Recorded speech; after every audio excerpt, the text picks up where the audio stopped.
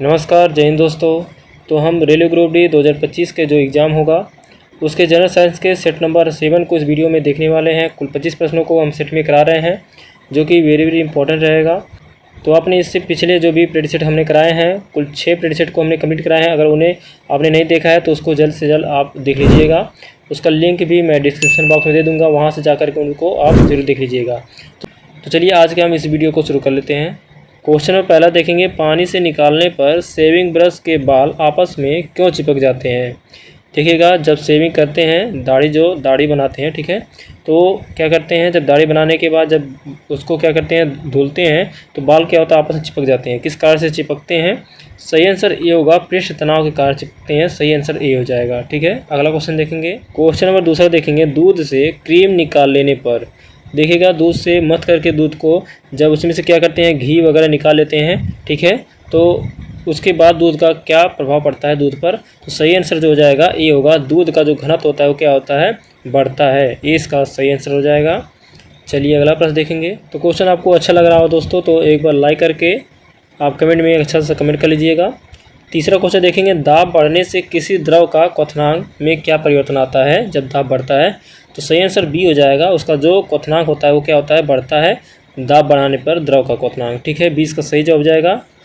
तो अगला प्रश्न देखेंगे, ध्वनि प्रदूषण किसमें मापा जाता है। यहाँ पर पूछा जा रहा है ध्वनि प्रदूषण के बारे में। यहाँ पर अगर बात किया जाए तो ये ध्वनि प्रदूषण तो बोला है, लेकिन सीधे सीधे ये नहीं पूछा है, ये पूछा है ध्वनि के बारे में, यानी कि ध्वनि को किस रूप में मापा जाता है, ठीक है। तो सही आंसर सी हो जाएगा, डेसिबल में मापा जाता है ध्वनि को, यानी इसको डीबी भी लिखा जाता है, इस तरह से भी लिख करके आता है, ठीक है। तो सी इसका सही आंसर हो जाएगा। अगला क्वेश्चन देखेंगे, सूर्य ग्रहण के समय सूर्य का कौन सा भाग दिखाई देता है। जब सूर्य ग्रहण होता है उस समय सूर्य का कौन सा भाग दिखाई देगा। सही आंसर बी हो जाएगा, किरीट, यानी कि जो कोरोना का भाग होता है सूर्य का वही दिखाई देता है। 20 का सही आंसर हो जाएगा। नेक्स्ट क्वेश्चन देखेंगे, जल से भरे हुए बीकर का तल किस कारण से कुछ ऊपर उठा हुआ दिखाई देता है। आप देखते होंगे कोई इस तरह सा गिलास है, उसमें क्या होता है, जब जल से भरा होता है तो उसका जो तल होता है, ये तल होता है, ये ऊपर उठा हुआ दिखाई देता है। किस कारण से? तो सही आंसर ए हो जाएगा, अपवर्तन के कारण होता है कि उसका तल जो होता है ऊपर उठा हुआ दिखाई देता है, ठीक है। चलिए अगला प्रश्न देखेंगे। क्वेश्चन 7 दिया है, तारे किस कारण टिमटिमाते हैं। बताइएगा, जो तारे होते हैं वो किस कारण से टिमटिमाते हैं। सही जवाब डी होगा, अपवर्तन के कारण तारे टिमटिमाते हैं। राइट आंसर डी हो जाएगा। अगला क्वेश्चन देखेंगे, अवतल लेंस हमेशा किस प्रकार का प्रतिबिंब बनाते हैं। तो बताइएगा, अवतल लेंस जो होता है वो किस प्रकार का हमेशा प्रतिबिंब बनाएंगे। सही आंसर बी होगा, आभासी प्रतिबिंब बनता है हमेशा के लिए, ठीक है। 20 का राइट आंसर हो जाएगा। नेक्स्ट क्वेश्चन देखेंगे, सबसे पहले रेडियो सक्रियता शब्द का प्रयोग किसने किया था। तो बताइएगा इसका आंसर क्या हो जाएगा, रेडियो सक्रियता के बारे में। राइट आंसर सी होगा, हेनरी बेकरेल ने रेडियो सक्रियता की खोज भी किए थे, यानी कि इन्होंने सबसे पहले शब्द का प्रयोग किया था। सी इसका सही जवाब हो जाएगा। नेक्स्ट क्वेश्चन देखेंगे, निम्न में से कौन सा तत्व सर्वाधिक विद्युत ऋणात्मक है। बताइएगा, विद्युत का सबसे अधिक ऋणात्मक कौन सा तत्व है। तो राइट आंसर बी हो जाएगा, फ्लोरीन जो होता है वो विद्युत का सर्वाधिक ऋणात्मक तत्व माना जाता है। चलिए अगला प्रश्न देखेंगे, वायुयान और रॉकेट बनाने के लिए कौन सी धातु प्रयोग की जाती है। बताइएगा, उसमें कौन सी धातु का प्रयोग किया जाता है जब वायुयान या रॉकेट वगैरह बनाया जाता है।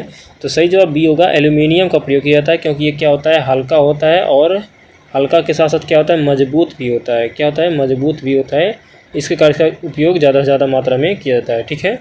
चलिए अगला प्रश्न देखेंगे, कांसा किसका मिश्रित धातु है। यानी कि जो कांसा है वह किससे मिलकर के बना हुआ है, किससे मिलकर के बना हुआ है, ठीक है। तो राइट आंसर डी होगा, तांबा एवं टिन से मिलकर के कांसा बना हुआ है। चलिए अगला प्रश्न देखेंगे, सोना को कठोर बनाने के लिए उसमें क्या मिलाया जाता है। जो सोना होता है उसको जो क्या किया जाता है, अगर कठोर बनाना है उसको, यानी कि मजबूत बनाना है उसको, क्या बनाना है, मजबूत बनाना है, तो उसमें क्या मिलाया जाएगा। तो राइट आंसर सी होगा, तांबा मिलाया जाता है उसमें, ठीक है, उसको मजबूत बनाने के लिए। राइट आंसर सी हो जाएगा। चलिए अगला प्रश्न देख लेंगे। 14 नंबर प्रश्न दिया है, कांच को गहरा नीला रंग किससे मिलता है। बताइएगा, जो कांच होता है उसको क्या होता है, अगर देखेंगे तो कांच क्या आता है, गहरा नीला दिखाई देता है, ठीक है।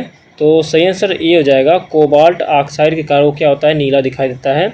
इसका सही जवाब हो जाएगा। तो अगले क्वेश्चन देखेंगे, न्यूक्लियर रिएक्टर में प्रयोग किया जाने वाला विमंदक कौन सा होता है। जो न्यूक्लियर रिएक्टर होते हैं उसमें कौन सा विमंदक के रूप में प्रयोग किया जाता है। सही जवाब बी होगा, ग्रेफाइट का प्रयोग किया जाता है। 20 का राइट आंसर हो जाएगा। आगे देखेंगे, कैंसर के उपचार के लिए प्रयुक्त उत्कृष्ट गैस बताना आपको, उत्कृष्ट गैस कौन सी है कि कैंसर उससे क्या किया जाता है, ठीक किया जाता है, यानी कि कैंसर के इलाज में भी उपयोग किया जाता है। सही जवाब डी होगा, रेडान का प्रयोग किया जाता है, जो कि एक प्रकार का उत्कृष्ट गैस के रूप में जाना जाता है, रेडान। ठीक है, इसका सही आंसर हो जाएगा। अगला क्वेश्चन देखेंगे, हाइड्रोफोबिया रोग किससे उत्पन्न होता है बताना आपको, जो हाइड्रोफोबिया रोग है। सही जवाब सी होगा, विषाणु के कारण क्या होता है, हाइड्रोफोबिया होता है। सी इसका राइट आंसर हो जाएगा। अगला क्वेश्चन देख लेंगे, पत्ती के लाल, नारंगी और पीला रंग किस कारण से होता है। आप देखे होंगे जो पौधों के पत्तियां होती हैं, पौधों की पत्तियां जो होती हैं वो लाल कलर की होती हैं, नारंगी होती हैं, पीला रंग की होती हैं, किस कारण से होती हैं। सही जवाब बी हो जाएगा, कैरोटीनाइड के द्वारा क्या होता है, पौधों की जो पत्तियां होती हैं लाल, नारंगी और पीला होती हैं। 20 का सही जवाब हो जाएगा। आगे देखेंगे, पौधे में वाष्पोत्सर्जन की क्रिया किस में होती है बताना आपको, जो वाष्प को क्या करता है, पहुंचाने का काम होता है, वो कहाँ से होता है। सही जवाब डी हो जाएगा, पूरा पौधा में होता है। ठीक है, यानी कि जड़ से लेकर के, इस तरह से अगर पेड़ का पौधा है, इस तरह से उसका जड़ है और इस तरह से पौधा है, तो वो पूरे नीचे से लेकर के वो पूरे जगह पे पहुंचाने का कार्य करता है, यानी पूरा पौधा। इसका डी आंसर सही हो जाएगा। ठीक है, चलिए अगला प्रश्न देखेंगे, पौधों में फ्लोएम मुख्यतः किसके लिए उत्तरदायी है बताइएगा। जो फ्लोएम होता है उसका कार्य क्या है, यहाँ पे पूछा जा रहा है, उसका मेन रूप से कार्य क्या होता है।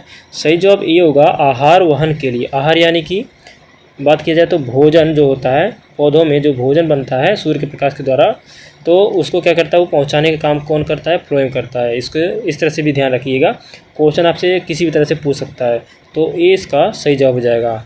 तो अगला प्रश्न देखेंगे, प्रोटीन का निर्माण कहाँ होता है बताना आपको, जो प्रोटीन होता है निर्माण कहाँ पर होता है।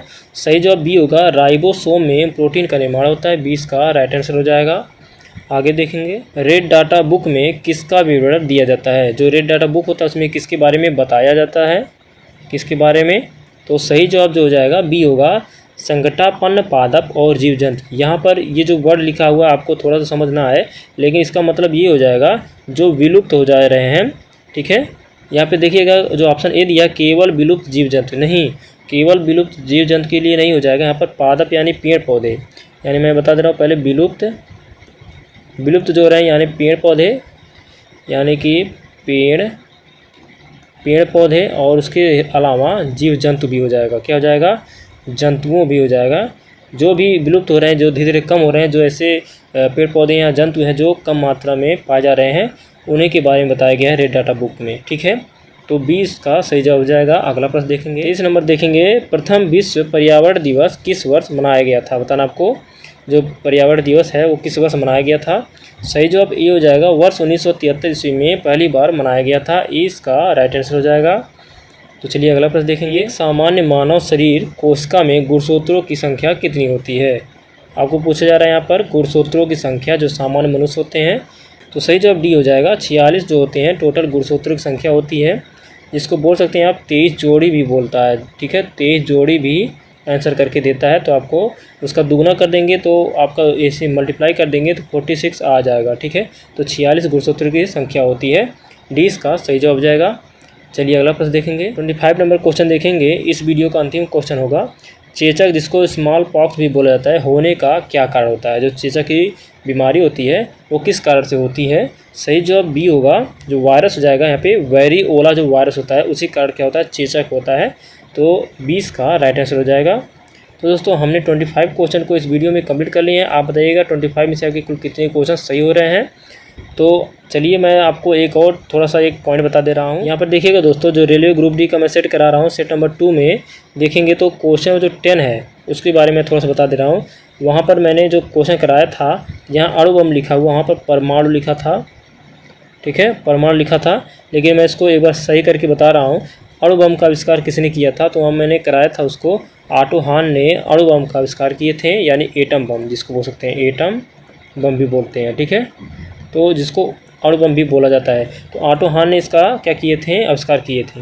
लेकिन अगर बात की जाए परमाणु बम की, तो परमाणु बम के ओपेनहाइमर ने किए थे। इसके बारे में भी मैंने बताया है। लेकिन एक चीज़ देख लीजिएगा, जो मैंने वहाँ पर क्वेश्चन कराया था, परमाणु वहाँ पर लिखा हुआ है, तो ये जो लिखा हुआ था शब्द, ये मैंने लूसेंट से कराया है क्वेश्चन, तो लूसेंट में परमाणु ही लिखा था, इसी कारण मैंने वहाँ पर परमाणु ही लिखा था। ठीक है, तो लेकिन अगर मैंने इसको जब सर्च किया नेट पर तो एटम बम दिखा रहा है, या फिर अणुबम दिखा रहा है, तो मैंने इसको क्वेश्चन को चेंज किया है। तो सी इसका देखिएगा ऑटोहान हो जाएगा और अणुबम के खोज के लिए। दोस्तों जानकारी आपको अच्छा लगा हो तो वीडियो को एक बार लाइक करके हमारे चैनल को सब्सक्राइब कर लीजिएगा। तो मिलेंगे दोस्तों अगली वीडियो में। इसके अगले सेट को हम कराएंगे, यानी सेट नंबर 8 को अगले वीडियो में हम लेकर के आएंगे। तब तक के लिए जय हिंद, वंदे मातरम।